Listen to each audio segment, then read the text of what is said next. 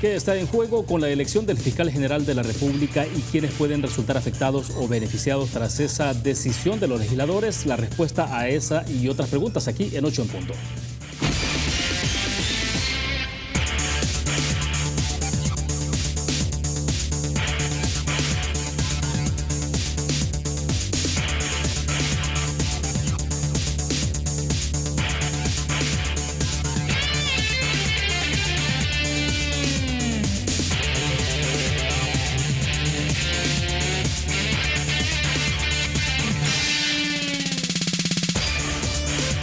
Este es el momento de todos. Banco Agrícola nos hace un llamado a la reflexión, a que nos demos cuenta que este es el momento de hacer que las cosas sucedan, de superar adversidades y sobrepasar límites. Es nuestro momento de construir un mejor país todos.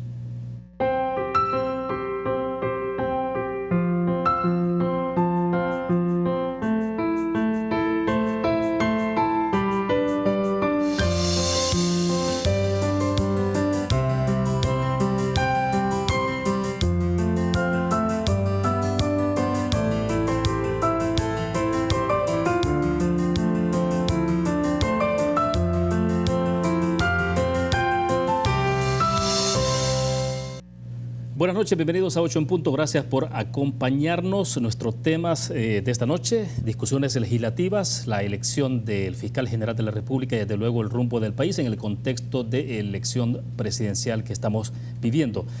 Esta noche nos acompaña en nuestros estudios Joaquín Samayoa. Él es director del Instituto Superior de Economía y Administración de Empresas, ICEADE FEPADE. Joaquín, buenas noches. Bienvenido. Buenas noches, muchas gracias. Excelente, también agradecemos a Carlos Araujo, analista político que nos acompaña en nuestros estudios. Carlos, bienvenido. Buenas noches. Buenas noches. Bueno, excelente. Varios temas en agenda. Hay uno que, digamos, es información que se generó anoche justamente, que creo que tenemos como punto de partida, y es declaraciones que ayer tuvimos acá en 8 en punto a Nelson Vanega, del presidente de CEPA, conversando sobre el desarrollo de del área aeroportuaria en nuestro país. Y uno de los temas centrales fue el proceso de cómo se está desarrollando ya la posible licitación ya de adjudicación, de licitación del puerto de la Unión. Y ahí nos dio algunas declaraciones de cómo estaba ese proceso, ya algunos pasos que se han dado, y quiero mostrarles a ustedes una declaración rápida, de un fragmento de esa declaración que nos dio anoche, para después explicarles qué es lo que ha pasado con un comunicado de la Embajada de los Estados Unidos de América. Escuchamos y veamos. Bueno, el roadshow es un roadshow privado, era para las empresas que se habían registrado específicamente. Los potenciales participantes vinieron de diferentes países del mundo a conocer y hacer esta consulta en este roadshow, que fue, gracias a Dios, todo un éxito. Bueno, ahí estaba la declaración muy breve que retomamos ahí de un fragmento de esa declaración que nos dio el presidente de CEPA, y hoy por la tarde la Embajada de Estados Unidos, a través de su cuenta de Twitter, escribió lo siguiente: que nos preocupa seriamente la ausencia de una estrategia clara para el puerto de la Unión. Dice: la falta de transparencia al no hacer público los estudios de factibilidad previos y los cronogramas imposiblemente cortos para ejecutar una licitación de esa naturaleza, tan compleja como esta. Entonces inmediatamente viene el comunicado, donde es un comunicado bastante escueto pero muy directo. Dice que la Embajada de Estados Unidos desea aclarar que sí participamos en la reunión privada el 24 de octubre pasado, la cual CEPA llama el roadshow del puerto de la Unión. Sin embargo, no consideramos que la reunión haya sido un éxito. De hecho, manifestamos serias preocupaciones por la ausencia de una estrategia clara para el puerto, la falta de transparencia al negarse a hacer públicos los estudios de factibilidad previos del puerto y los cronogramas imposiblemente cortos establecidos. Además, el último párrafo, ese es relevante también sin duda alguna. Urgimos, dice este comunicado, a CEPA abstenerse de lanzar la licitación en este momento. En su lugar, CEPA debería cumplir con los estudios recomendados por instituciones financieras internacionales y desarrollar una visión clara para la potencial actividad económica en el puerto. Bueno, eso es lo que tenemos. Joaquín, me gustaría iniciar con usted su opinión, sobre todo porque esto nos trae siempre al contexto de lo que ocurrió alrededor de esto, y que también fue aquella situación de la presencia china o no, la influencia china en el tema de la parte militar o la influencia económica. Pero bueno, la opinión. Sí, bueno, esto tiene dos vertientes. Una es la de la utilidad del puerto en este momento. Es una inversión fuerte, no son pocas chirilicas, sino que son un montón de millones de dólares. El país tiene que filtrar muy bien, de acuerdo a prioridades y a estrategias globales de desarrollo, las inversiones que hace, porque no alcanza para mucho. Yo me acuerdo que cuando se decidió construir el puerto con la cooperación japonesa, había estudios que indicaban que era un momento oportuno para hacer eso y adelantarse a otros países en el tráfico que había en esta zona. Eso no se hizo porque ya desde entonces había algunas reservas sobre esto y conforme han pasado los años esas reservas son mucho mayores acerca de la rentabilidad y de la utilidad de esta inversión.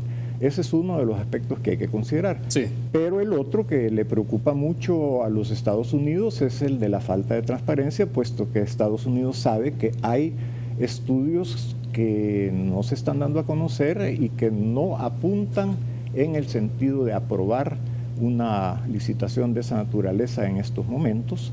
Y la preocupación de los Estados Unidos yo entiendo que es legítima porque ellos cooperan con El Salvador con una estrategia de desarrollo y en última instancia para evitar problemas como el que están teniendo ahora de migraciones de gente que no tiene ninguna posibilidad acá.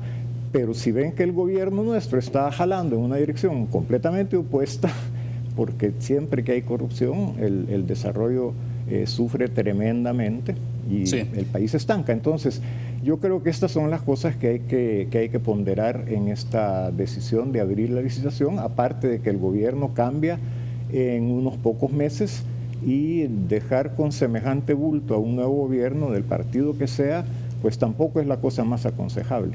Claro. Ahora, Carlos, pensaría que, no sé si me estoy equivocando, pensaría que es la primera vez donde la Embajada de Estados Unidos sí hace un llamado de atención, pero muy directo.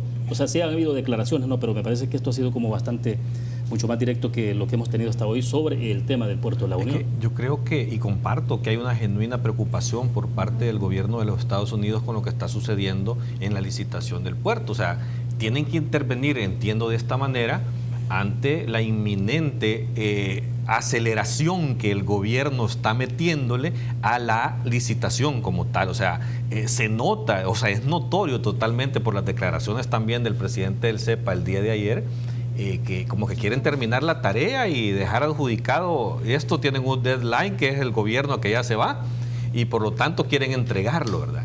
Y creo, como dice Joaquín, que este tipo de proyectos son proyectos de desarrollo de país. O sea, que no podés seguir cometiendo los errores que cometiste cuando construiste ese gran elefante blanco que tenés ahí tirado, con todo el costo que le ha implicado a El Salvador de mantenimiento y de pago de préstamos, porque no fue regalado en ningún momento. Entonces, estas cosas tienen que, de alguna manera, hacerse bien hechas. La embajada te está señalando acá que también hay una falta de transparencia en la información. O sea, cualquier inversionista en este tipo de proyectos demanda muchísima información para poder hacer estudios de factibilidad y poder determinar si es conveniente una inversión o no es conveniente. Ahora, ¿y será que de Estados Unidos se sigue viendo el tema de lo que se expresó en su momento, un poco la preocupación por la influencia incluso militar china en la región? Ahora se está insistiendo mucho, y lo decía ayer el presidente CEPA, que en ningún momento el puerto va a servir para fines militares. Mire, es evidente que los problemas geopolíticos de la situación Estados Unidos-China está presente y latente en este asunto,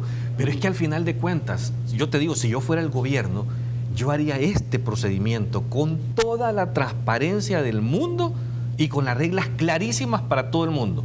Y si en ese caso una empresa china gana esa licitación, pues bienvenido sea. O sea, aquí no nos vamos a poner a China por ser China. El problema que estamos viendo acá es que están haciendo un proceso poco transparente y acelerado con el objetivo de ¿qué? De bloquear a algunos inversionistas que no son de los Estados Unidos.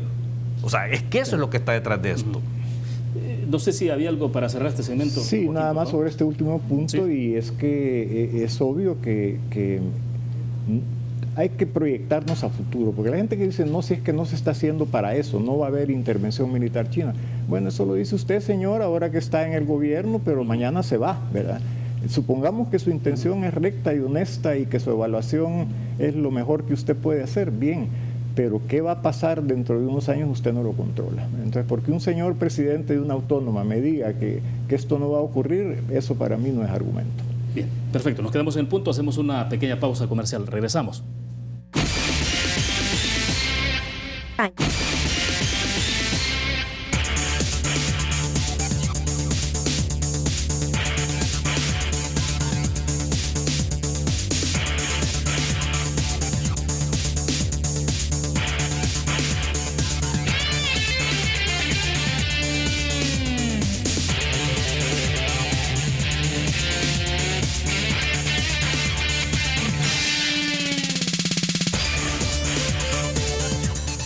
Banco Promérica cuenta con la garantía de rapidez en todas sus cajas, donde te atienden en 20 minutos o menos. Seguimos en 8 en punto. A ver, el otro tema que me interesa conocer un poco de opinión, y es porque, bueno, hay sesión plenaria. Solo quiero verificar si a esta hora, que son las 8:21 de esta noche, pues todavía está en desarrollo la sesión plenaria. Pero el tema era que se suponía, Joaquín, por ejemplo, que había aproximación ya de por lo menos Gana, PCN, PDC, Arena, desde luego, de respaldar la reelección de Douglas Meléndez, ¿no? Entonces se hablaba de 59 votos, un poco más de los 56, desde luego, que se necesitan. Pero tal parece que no va a ocurrir esto ahora y que será hasta quizás el otro miércoles. Pero ¿cómo se está observando desde afuera, Joaquín? Bueno, la noticia de que habían alcanzado muy probablemente ese nivel de respaldo a mí me sorprendió un poco. Yo creía que iba a ser esto un poco más disputado por declaraciones que habían hecho los distintos partidos anteriormente. Pero yo sí creo una cosa, mira, en Estados Unidos hay un dicho que dicen: si no está arruinado, no lo arregle.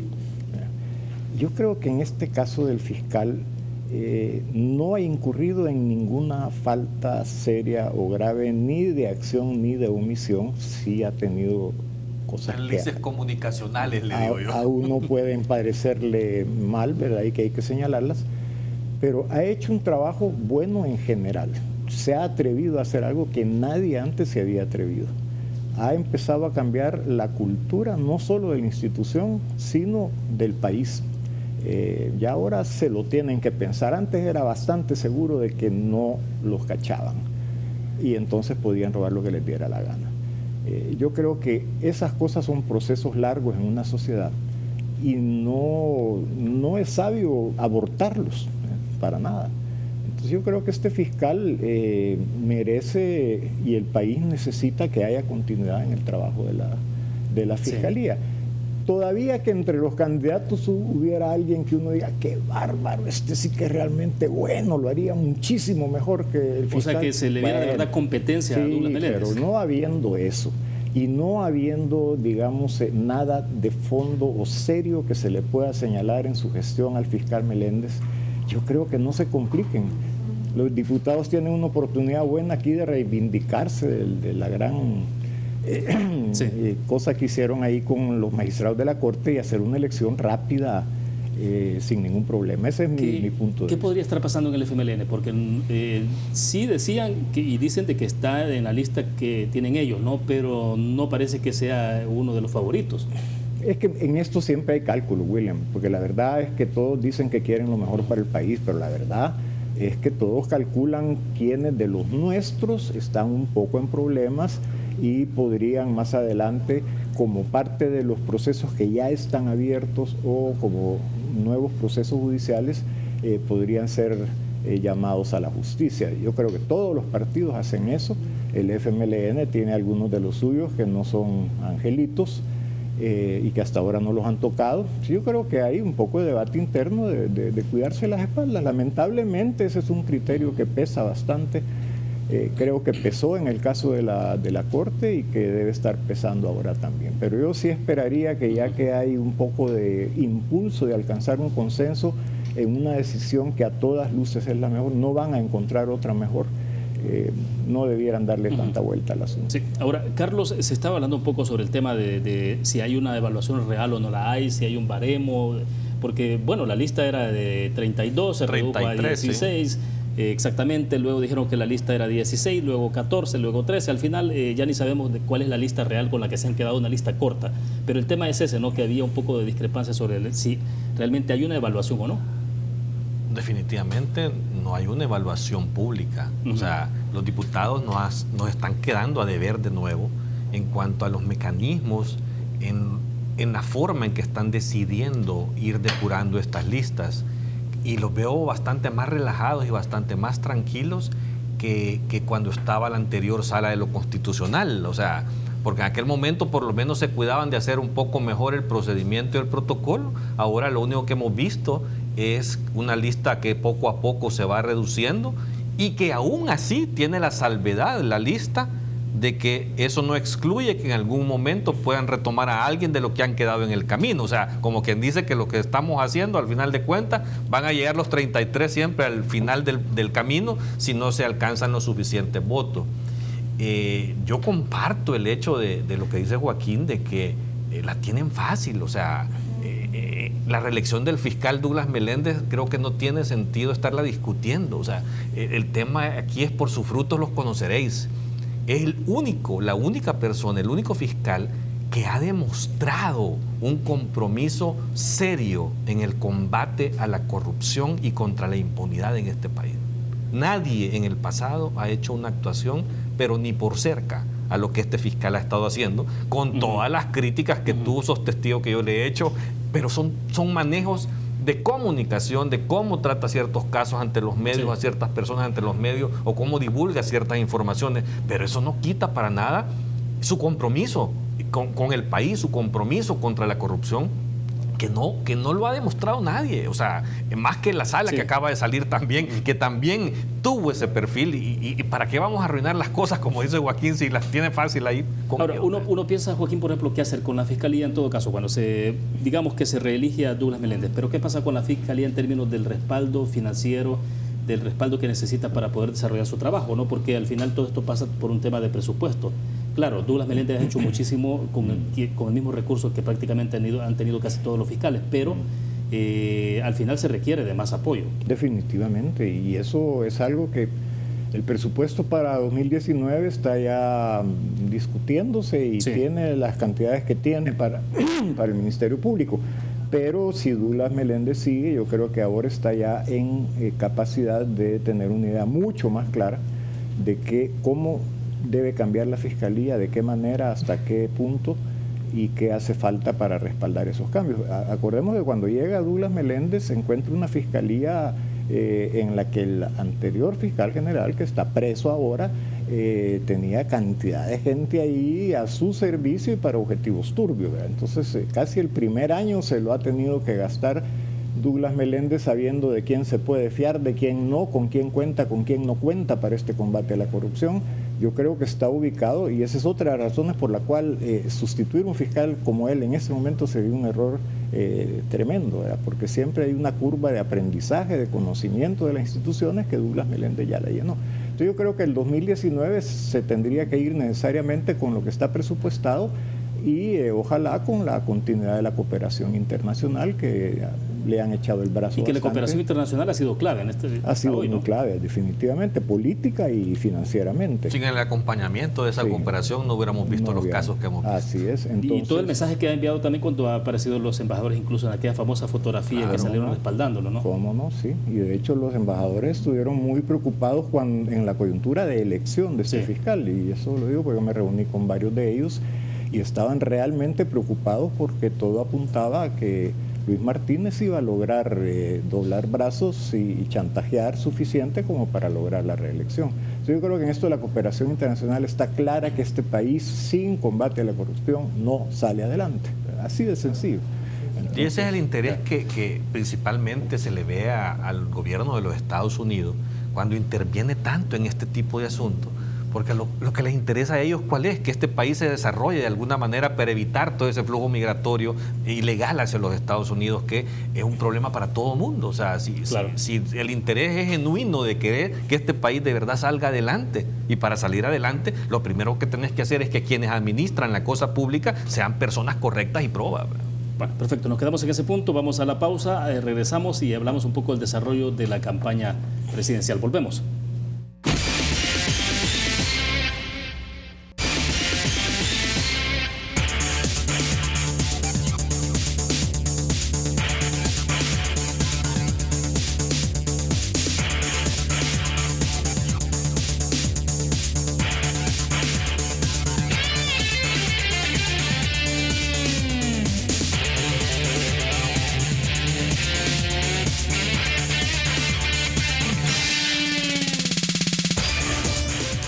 Bueno, ¿cómo interpretar, Joaquín, por ejemplo, lo que está ocurriendo en el contexto electoral? La semana pasada, que fue una semana muy tensa, donde el centro de la tormenta se ubicó alrededor del Tribunal Supremo Electoral y ya lo que presenciamos en aquel momento, ¿no? Del grupo de gente de Nuevas Ideas que llegó con Anliker, el presidente de Nuevas Ideas, allí al Tribunal Supremo Electoral, después de un tuit que escribió convocando a la gente, Nayib Bukele.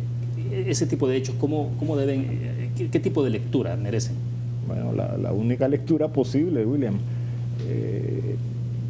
claramente están mostrando cómo piensan gobernar, porque antes de eso están las declaraciones que hizo Bukele en la Universidad de El Salvador, que para ganar la simpatía les dijo, vamos a ir a pedir presupuesto, como si él no fuera el presidente y el que hace y aprueba el presupuesto. No, él dijo que iban a ir a pedir en marcha a pedir presupuesto y que él los iba a acompañar. Sí, asumiendo que él era el presidente, entonces obviamente tiene su ministro de Hacienda.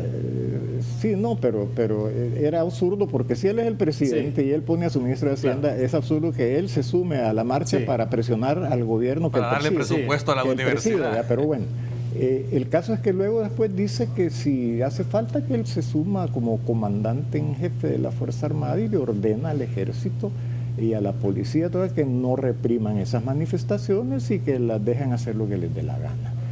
Entonces, un candidato a presidente que no ha ni llegado y ya te está diciendo, así voy a gobernar yo, con intimidaciones, con bravuconerías, con amenazas, y luego hace material una de esas amenazas, que es crear una situación ficticia de preocupación de fraude para justificar ir inmediatamente, sin mediar ninguna otra acción o intento de manejar de otro modo la cosa, directo al tribunal. O sea, no había ningún elemento objetivo para decir esto está ocurriendo, entonces. Y si lo hubiera habido, hay maneras en un gobierno civilizado, en una sociedad civilizada, y no va a ir directo a una acción que es violenta, a intimidar. Entonces yo creo que lo que está ocurriendo con esto es que tal vez alguna gente que hasta ahora no ha querido ver de qué se trata este asunto, ya le puede ir quedando más claro, ¿verdad? Ahora, se sumó a esto un elemento de esta semana, este mismo día, que tiene que ver con declaraciones del candidato a la vicepresidencia, ¿no?, de Félix Ulloa, hablando de este tema de reforma a la Constitución. Claro, habría que tener quizás un poco más el panorama más completo, pero ya con solo el hecho de hablar de reforma a la Constitución o una refundación, ¿cómo cae en medio de esto? Sí, bueno, la verdad es que esa es una de las cosas preocupantes. No sabemos si Nayib Bukele apoya ese tipo de planteamientos o no, porque él no se ha pronunciado. Pero de parte de Félix Ulloa, esto es algo que no es nuevo. Él desde hace mucho tiempo, y tiene sus razones y las ha explicado, viene hablando de que debe modificarse la Constitución, y no en aspectos superficiales. Él es de la opinión de que hay cuestiones fundamentales constitutivas del Estado que deben cambiar. El problema con eso es que ya conocemos los casos de Venezuela y de Nicaragua, que por ahí se empieza con una justificación que puede ser legítima para iniciar un proceso de reforma constitucional, y una vez que abre esa puerta, ahí va el caballo de Troya a modificar otras cosas que no estaban puestas en el tapete desde el principio y que le empiezan a permitir a un gobierno cada vez más neutralizar efectivamente a toda la institucionalidad democrática y convertirse en un autócrata o en un dictador o en un tirano. ¿Qué es lo que hemos visto en Venezuela y en Nicaragua? Es el mismo camino, exactamente. Entonces, eso es el temor que existe de abrir las puertas a una reforma constitucional en un determinado clima político y con ciertos liderazgos políticos a la cabeza.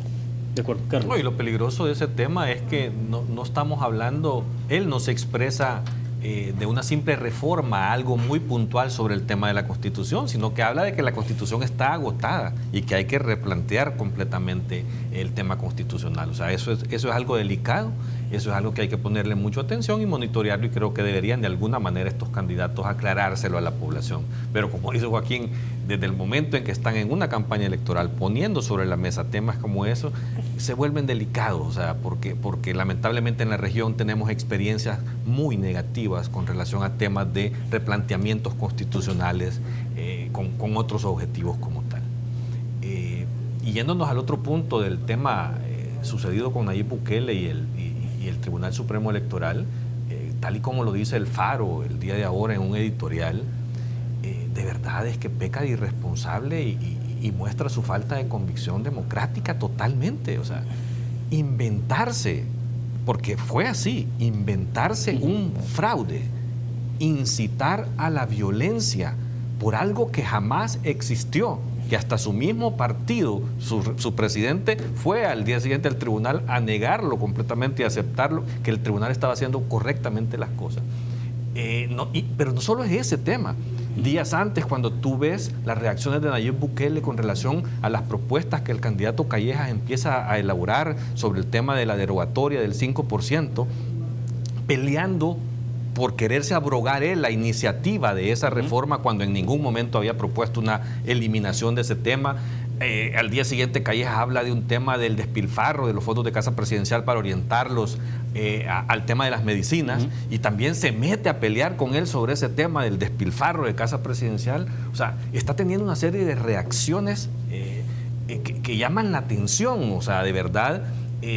Bueno, tú lo viste en estos últimos 2 o 3 días con una serie de encuestas, supuestas encuestas que han salido, él publicitándolas como algo cierto, cuando al final de cuentas nos estamos dando, bueno, ahora nos estamos dando cuenta que son encuestas elaboradas por unos estudiantes de una materia de la universidad, y él las asume y le pone el nombre Universidad Nacional, dice tal cosa. O sea, cuando tú empiezas a inventar ese tipo de situaciones, es porque algo está sucediendo. El tipo está nervioso, o sea, está demostrando un nerviosismo por algo, y creo que sus números como que no le están dando las cuentas que él cree que deberían estar. O sea, a pesar de lo que indican las encuestas, ¿crees que no hay algo que no...?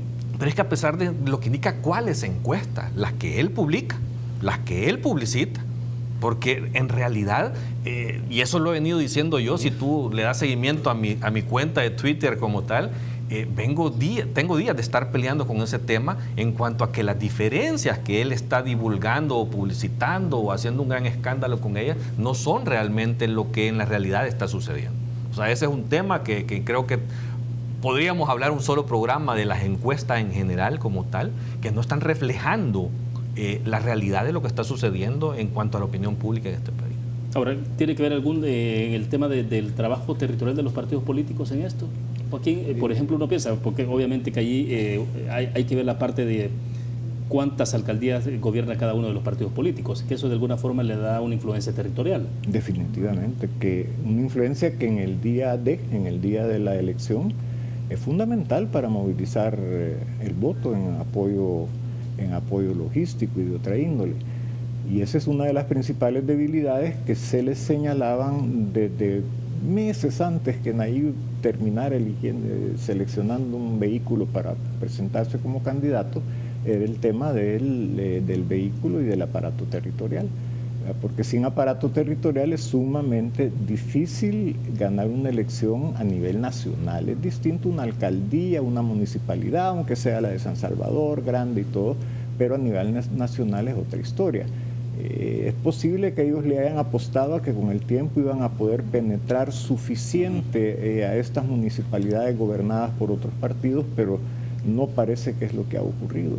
Entonces yo creo que esto sí pone a Nayib en términos prácticos y efectivos el día de la elección, lo pone en una situación de desventaja. Y por eso es que el juego de las encuestas es relevante para ellos, porque lo que quieren es generar un clima de opinión pública de un ganador arrasador, ¿verdad? ¿Por qué? Porque eso de alguna manera desmoraliza a los contendientes, a las organizaciones partidarias como tal, y puede de alguna manera balancear el problema que está teniendo. Bien, nos quedamos en el punto, hacemos la última pausa comercial, volvemos.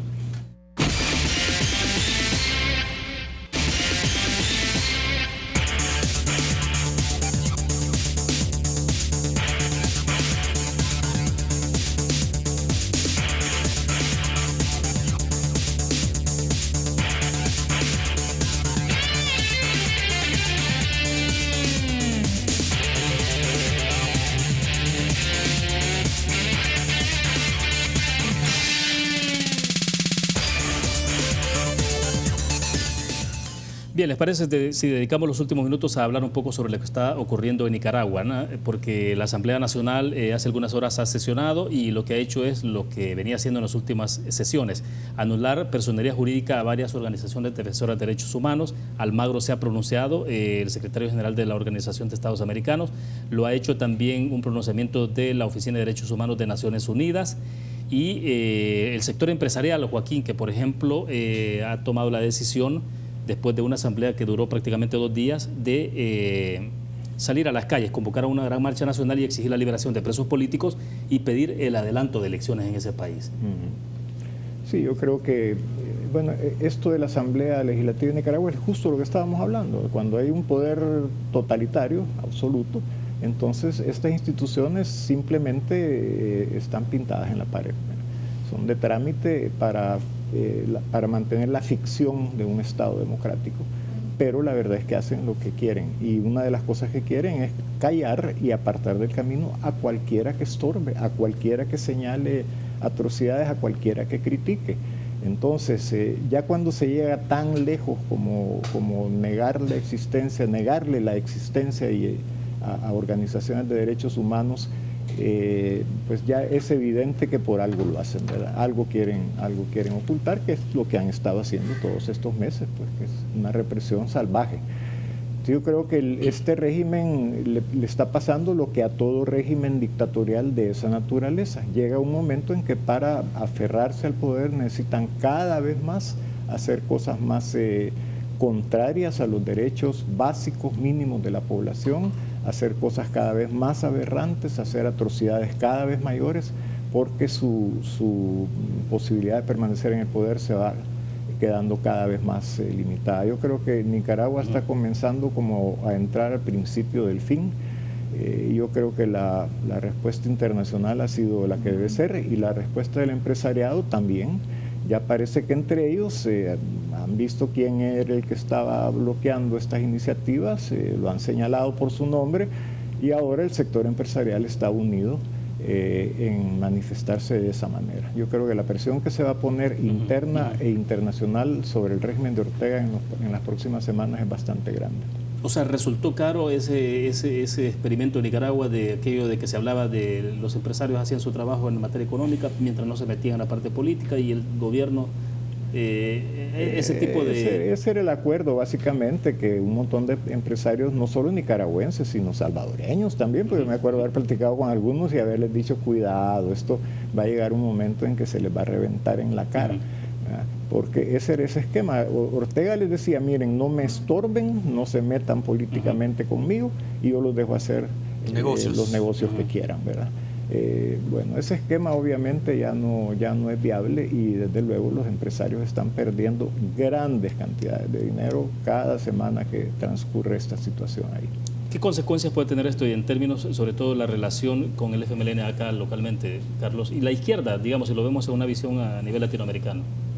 No, me imagino yo que es preocupante para el FMLN, creo que el FMLN es uno de los pocos socios políticos que le queda al régimen de Daniel Ortega en el mundo, junto a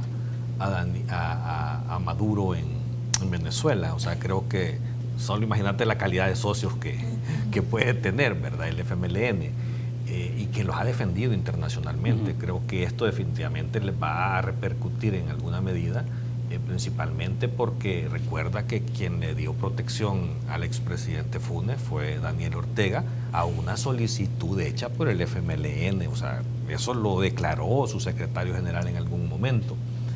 Creo que esos días alegres están a punto de terminársele ese paraíso que tiene en este momento el expresidente Funes, y ojalá muy pronto podamos tenerlo de regreso en casa para que pueda enfrentar la justicia y hacerle frente a todas las acusaciones que tiene en su contra como tal, ¿verdad? Creo que Nicaragua, no sé, pero creo que pronto las cosas cambiarán. O sea, creo que esta dictadura ya se le agotó su tiempo de estar tranquila, de intentar tener ese clima de oportunidad para que nadie los molestara, para poder consolidarse. O sea, en una dictadura una pequeña cosa enciende la mecha de ese polvorín, y eso ya encendió en Nicaragua, y poco a poco se van alineando todos los frentes políticos internacionales en función de evitar toda esa represión y esos asesinatos que están sucediendo en Nicaragua. ¿Y crees tú que a medida que se acabe el tiempo para Daniel Ortega también se le acaba para Mauricio Funes? Claro, o sea, eso es un hecho. En el momento que ese régimen salga, va a entrar en el procedimiento correspondiente, y de acuerdo a los canales institucionales el proceso de extradición, y te puedo asegurar que una Corte Suprema de Justicia independiente, institucional, va a entregarlo. O sea, si es que ¿cuál es la persecución política que le pueden estar haciendo? O sea, no existe. O sea, eso es una protección disfrazada de asilo.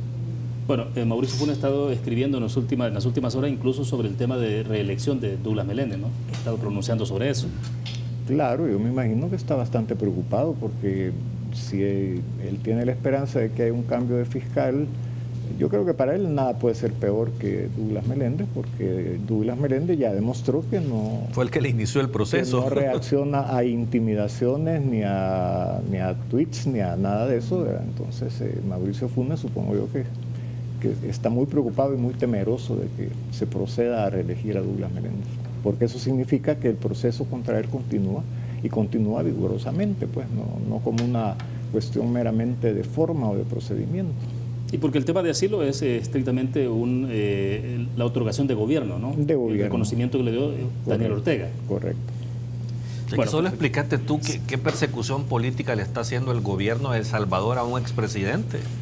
O sea, no hay. Si el problema es que el partido de gobierno fue a pedir que lo protegieran y le dieran el asilo.